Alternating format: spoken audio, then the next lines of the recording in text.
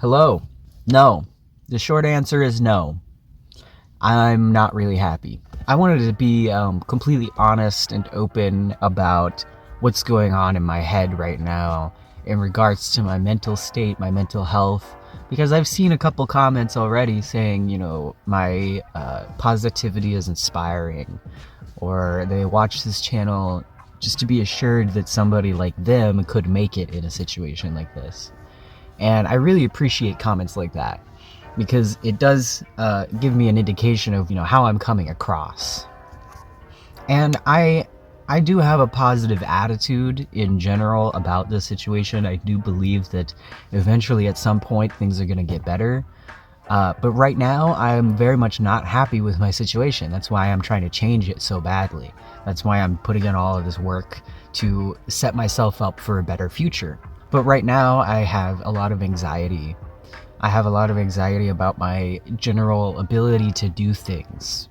Anything from actually purchasing this van that I need to get my hands on, to continuing to fundraise, to even just doing the build process itself. Although I do have confidence that I can do those things, and I know that I need to do those things, I don't have any other choice. It's still quite anxiety inducing. It's a big responsibility and it's something that I've never done before. So it's going to be a learning process. And I'm both excited to do it, but also terrified to fail. Because here's the thing, failure for this project, if I somehow am not able to complete this project, I have to spend the money some other way to survive the winter or whatever, right? If something happens and I'm not able to complete this project, I'm going to be either still in my car for the foreseeable future, or I will lose my car and end up on the streets or in a shelter somewhere I really don't want to end up being. So the stakes are very, very high with this project. And so accordingly, the anxiety is also very, very high, especially as it's getting colder and my sleep is starting to get affected and I'm kind of running out of money now. I'm just gonna have to start dipping into my savings for the van, and I haven't even purchased a van yet. That's ending up more difficult than I expected it to be. So there's a lot of expectation, a lot of responsibility all on my shoulders to handle this situation that pertains entirely to me. So I care about this a lot, and nobody else in the world is as obligated to care about this project as much as I do. Because to me, it's the difference between being homeless and in this situation for the rest of my life and escaping, right? To other people, it's just, this guy's just living his life trying to get out of homelessness, whatever. To me, it's kind of a life or death matter. So obviously that comes with a lot of anxiety. I talked a little bit about my autism in the last couple videos. I made a whole video, which I'll link somewhere, about how autism has severely affected my life and gotten me into this position of homelessness in the first place. And along with autism comes meltdowns. I've had meltdowns for my entire life, and I never really understood what they were until I understood autism. I was characterized as overreactive, as overly sensitive, as overly dramatic, as manipulative, or even evil because of these meltdowns. And they are still happening. I've gotten a lot better over the years at recognizing the warning signs that one is about to happen and getting myself into a place where it's not going to affect other people. And nowadays, because of the fact that I've been told these meltdowns, these essentially just nervous breakdowns that I'm having are manipulative and evil and overly dramatic, just because I've been told that my entire life, I make a point to go off and do this alone whenever it happens now, so that I'm not manipulating somebody somehow. But these meltdowns are extremely exhausting for me. If you are autistic and you've had a meltdown before, I'm not talking like a shutdown, I've had shutdowns too, but the meltdown, the active, like, rage, crying, screaming, it's exhausting. It takes everything out of my body. And if you know what I'm talking about, you know what I'm talking about, right? There's something, when it happens, it's like there's something in me that just needs to get out.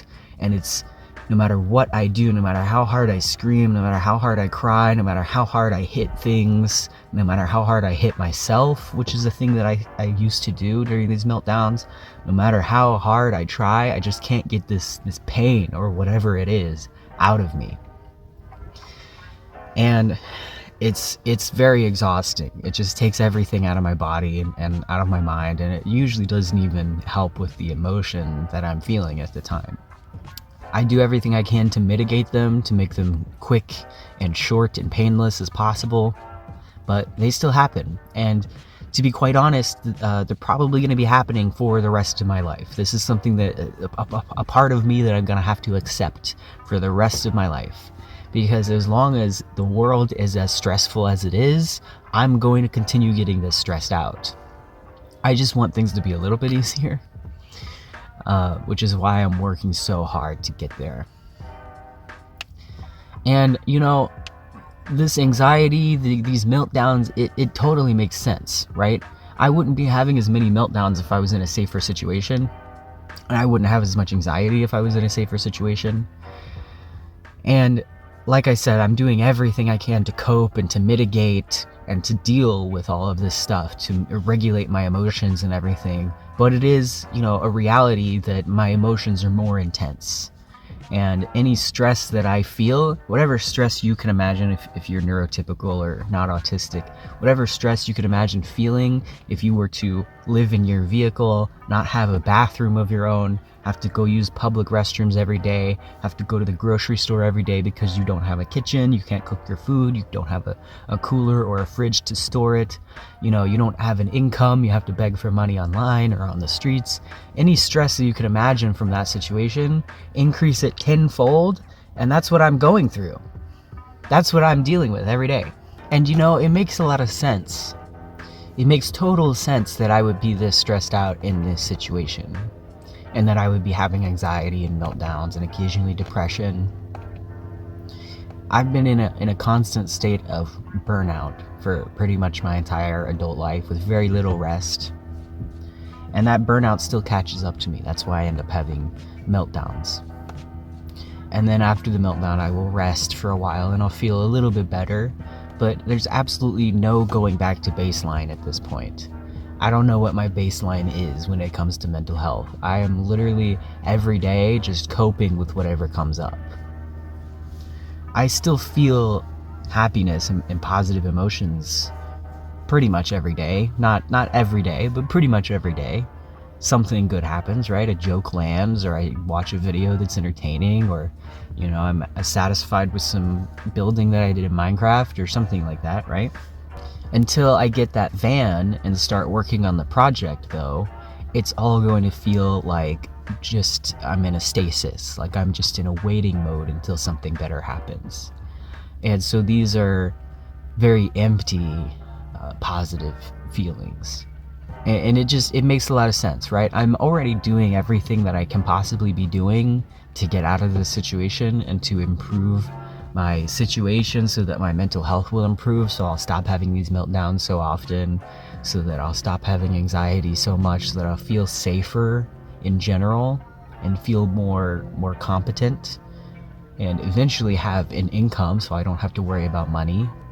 I'm doing everything I possibly can. And a lot of people in my life would say that I'm definitely not doing everything I can, because if I really, really wanted to get out of this situation, then I would just buckle down and get a job and work for a few months and save a bunch of money and then buy the van or whatever. But that's not what I'm doing, because I know that would just make my mental health worse. The resting, these, watching videos and browsing the internet and, reading jokes online, playing games every once in a while, this stuff is absolutely necessary. I need that rest. And in this situation, there's very little rest and recuperation that I can afford. So I get it wherever I possibly can.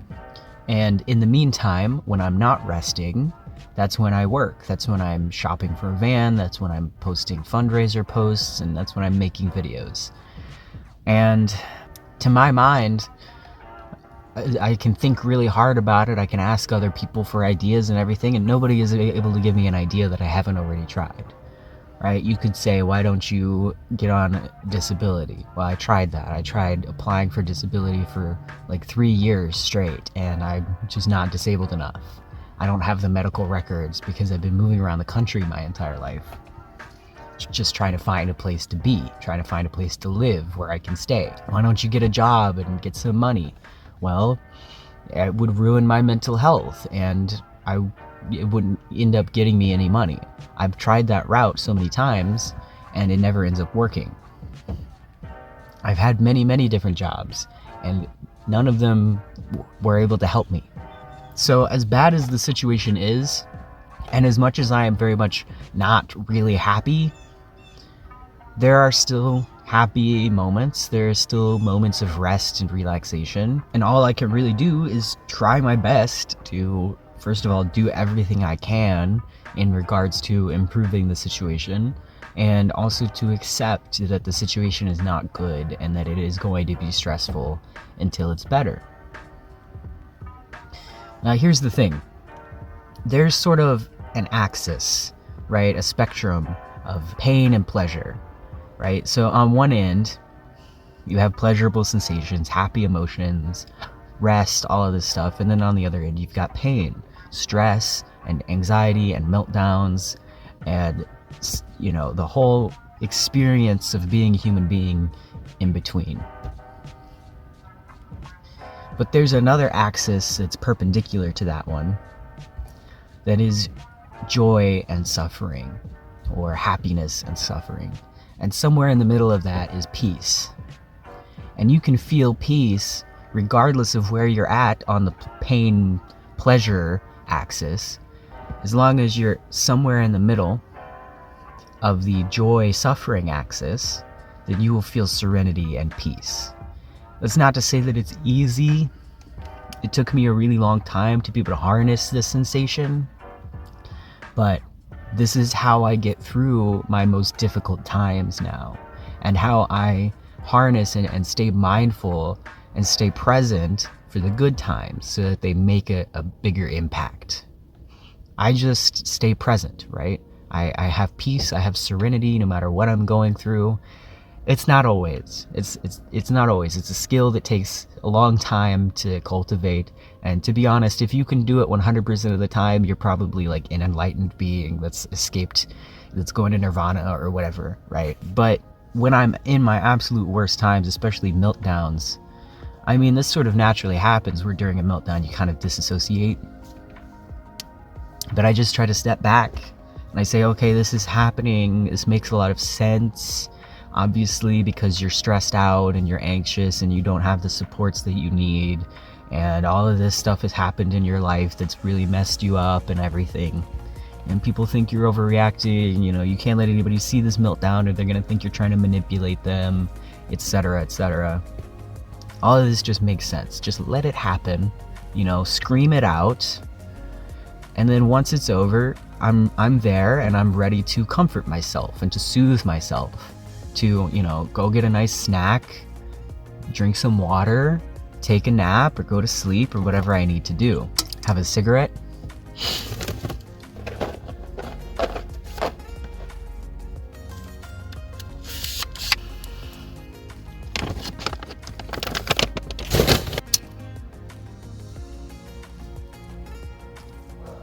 Because here's the thing, and it's totally exhausting, but it is true that nobody on this planet is going to witness my breakdowns, my mental breakdowns, my meltdowns, and be compassionate about it.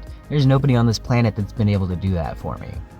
Even when I tell people that I have autism and that this is a thing that's going to happen, they still don't really get it.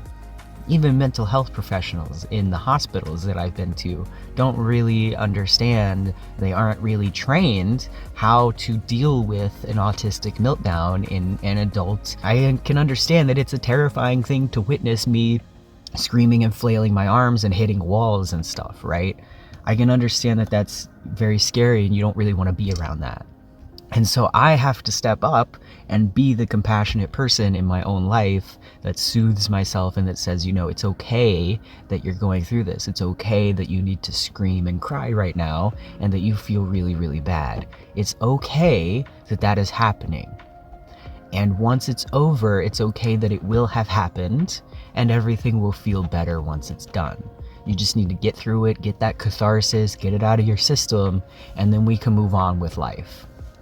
If people have been that way with my meltdowns in the past, way better, right? These meltdowns throughout my life have lasted for weeks sometimes. Obviously, the worst part is like an explosive thing that really only lasts a few minutes to an hour maybe.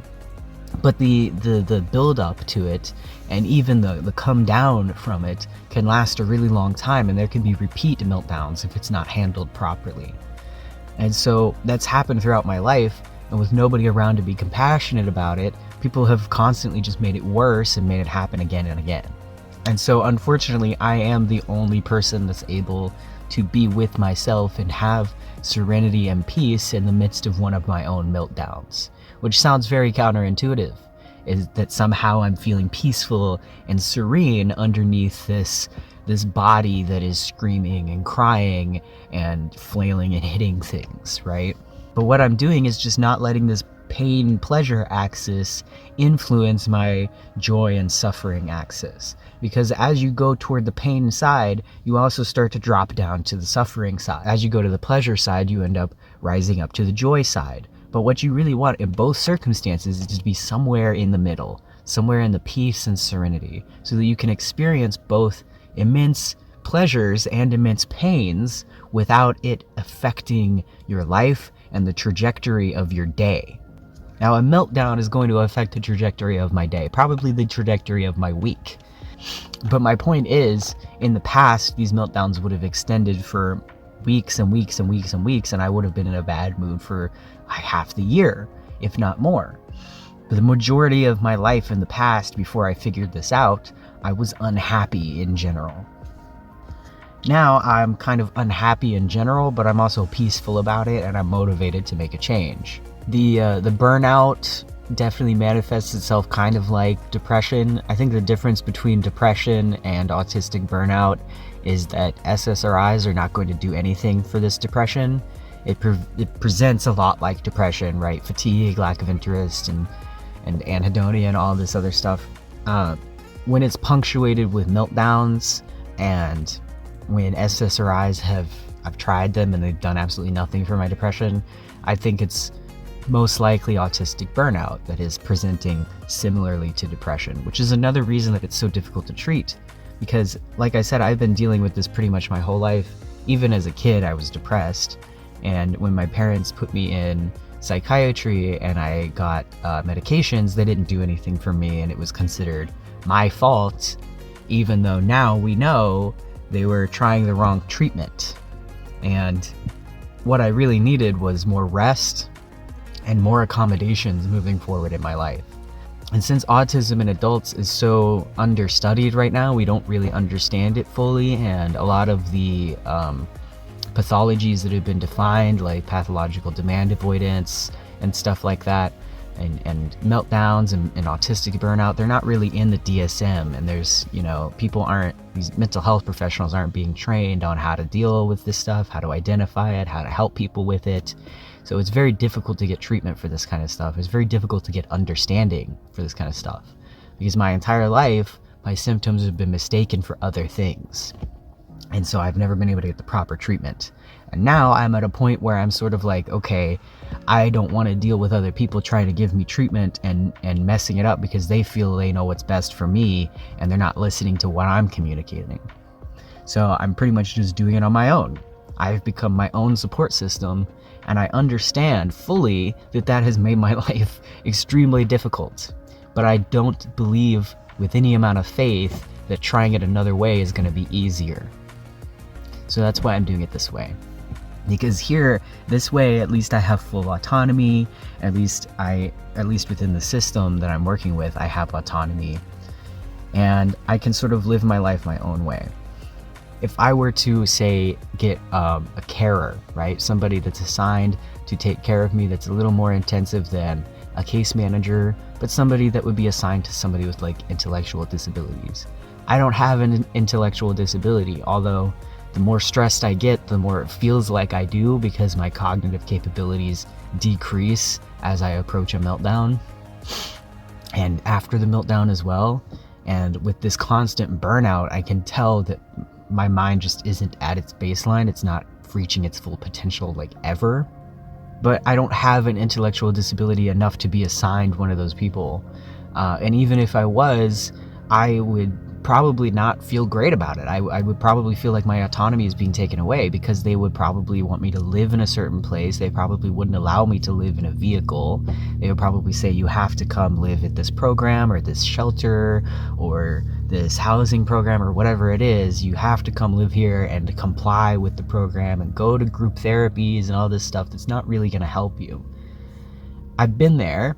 I wasn't assigned a carer because I wasn't diagnosed with autism, but I've been in programs like that, and it's just not the life that I want, right? If I were to get support from the government or the mental health care system in general right now, it would throw off my plan for my life, because there's no systems in place to help autistic people get a van and renovate a van to live in, so that they can avoid rent and the housing market and avoid having a traditional job. There's nothing in place for that kind of support. So I and the internet, which means you, are the only people that are able to provide that kind of support for me. This does not make me happy. This makes me very, very upset. This is unfair and really bad. People should have the ability to choose the kind of life that they want to live and have supports to be able to achieve that life, right? Like, if you want me to provide for the economy or whatever, I'll do that. You just got to give me a chance. You got to give me a chance to do it in a way that works for me and that's not going to kill me. Because believe me, when I have a job, I have meltdowns once a week. Not always meltdowns, sometimes it's shutdowns. But when I have a job, the stress level increases. I'm much less happy than I am right now. Even though I'm stressed and unhappy, I'm much less happy when I'm dealing with those systems, having a job, having a case manager, having to go through shelters and housing programs and all of this stuff. I'm so much less happy dealing with that because it does not seem like it's going the direction I want to go. When I'm in those kinds of support systems, I'm generally being told that I can't do the things that I want to do and that I have to do things that I can't do. And so that's not support to me. That's taking my autonomy and forcing me to do something that I'm not capable of. How is that support, right? So that's why I'm doing it on my own. And of course, like I said, I'm not very happy about it. This is the life I live. This is my one and only life that I get, that I need to make something enjoyable out of it, that I need to make it feel like it's worth it. And my entire life, that's all I've been chasing, is a life that is worth living. And until I get that, I'm not going to be very happy. I might be positive, I might be motivated, I might be able to cope, but I'm not going to be happy. I can't remember the last time I said, I'm very happy today, right? I might say like, I've had a good day, or it's a good day, or it's a beautiful day, or today has been nice, but never has anything to do with me and my happiness. On that pain-pleasure axis, I'm definitely more on the pain side most of the time.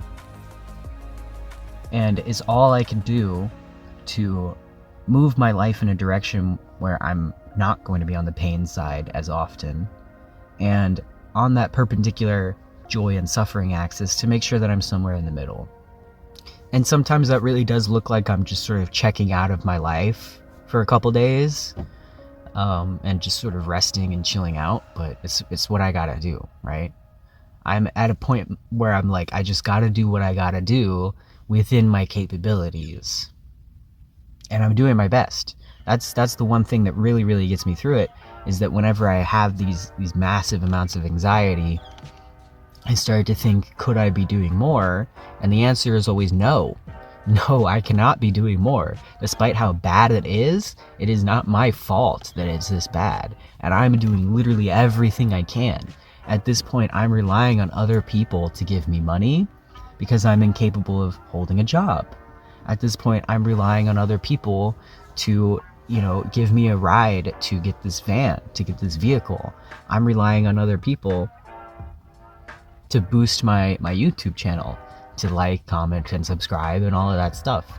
And I'm really grateful for the support in that sense, but 99% of the work is on my shoulders. There's always so much on my mind all the time, constantly. It gets very overwhelming, and this is not something that somebody with autism, even low support needs or high functioning or whatever you want to call it, this is not something that somebody like me should be dealing with alone. I really should, have somebody appointed to me by the government to help me achieve my goals, not their goals. But unfortunately, that's just not a service that is available, because if somebody was appointed to me from the government, I would be, ferried along into the system, and then I would be stuck there, and I wouldn't be able to do what I want with my life. So that's where I'm at, right? Am I happy? No. Am I positive? Sure, most of the time I would say I'm positive. I just, it's bleak. It's a bleak situation, and I need to be realistic about that. I'm kind of at the end of my rope pretty much all of the time, especially when it comes to money, because I never know when I'm going to get that next donation, and I never know how much it's going to be. Obviously, I'm grateful for every little bit that I get, but sometimes I make a donation post and I get 600 shares or whatever, but I only get $25 out of it. And $25 is not enough to get through the week, so then I've got to dip into my savings that I was going to use for purchasing the van, and that's going to push back the purchase of the van even more. And now, winter is coming, the holidays are coming, people are going to be less willing to give out money and donations because they've got their own things to purchase. So there's a great likelihood that despite all the support I've gotten, despite all of the financial support and all the money that I've gotten, it's simply not going to be enough. If I don't get this van before winter, I might not get it, at all. So that's kind of what's on my mind right now. And no, that does not make me happy. I'm not happy about it at all.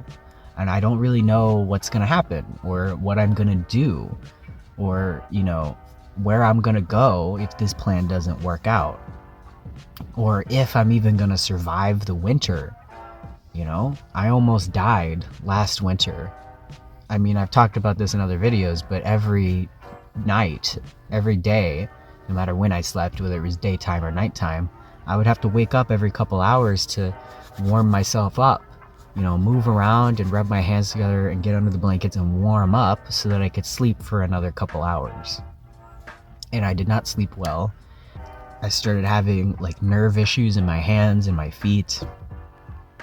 And I just don't want to go through that again. I just really don't want to go through that again.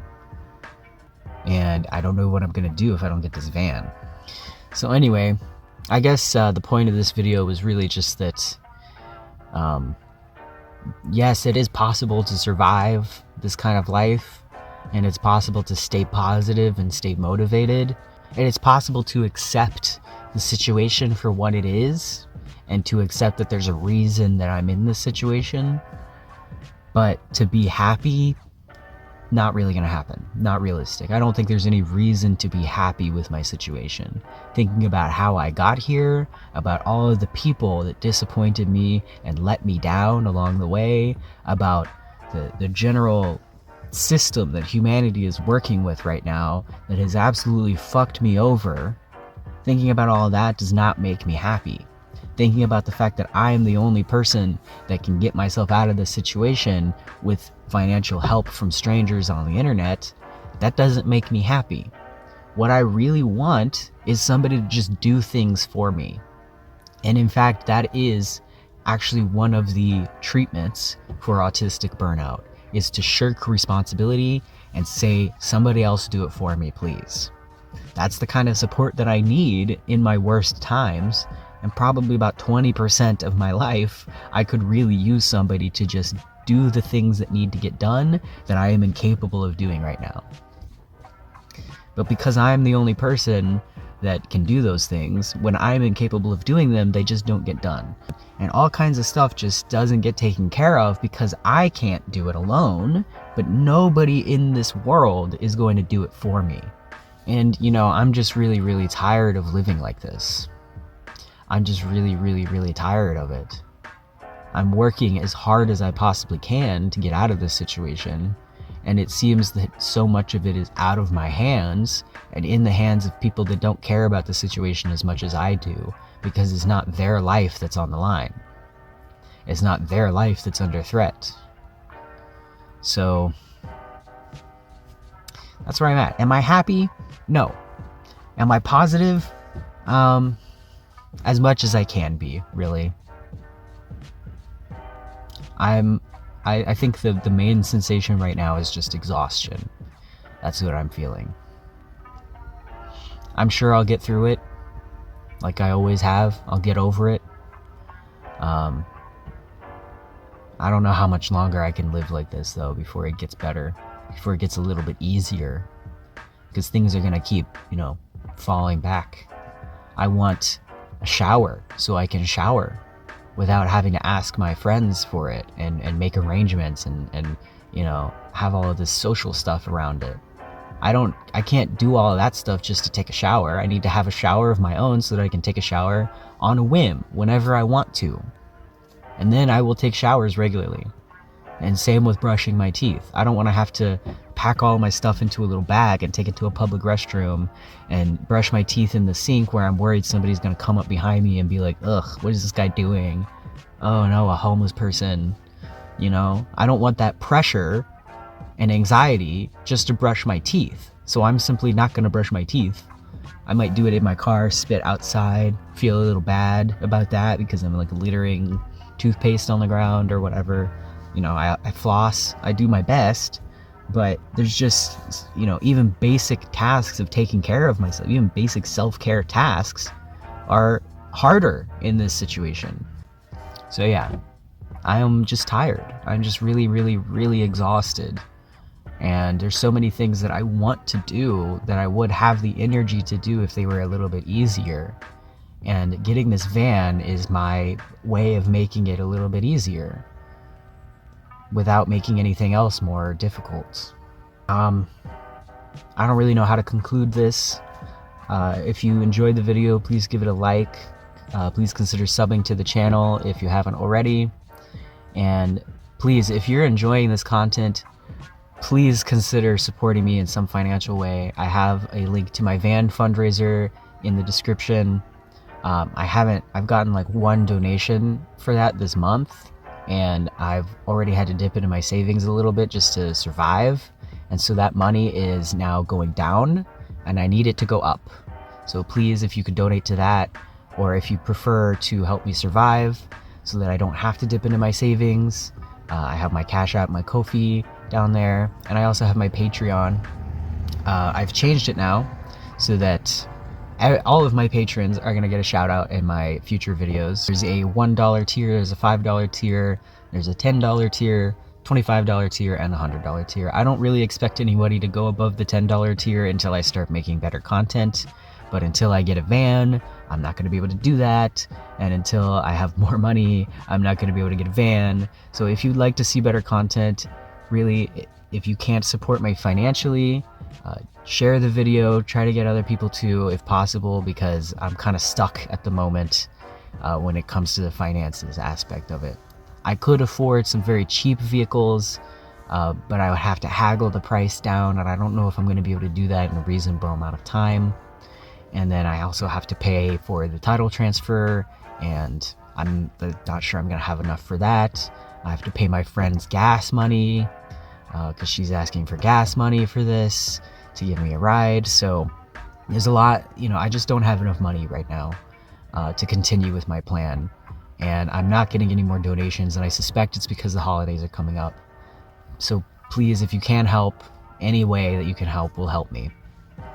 And thank you so much for watching, and have a peaceful day.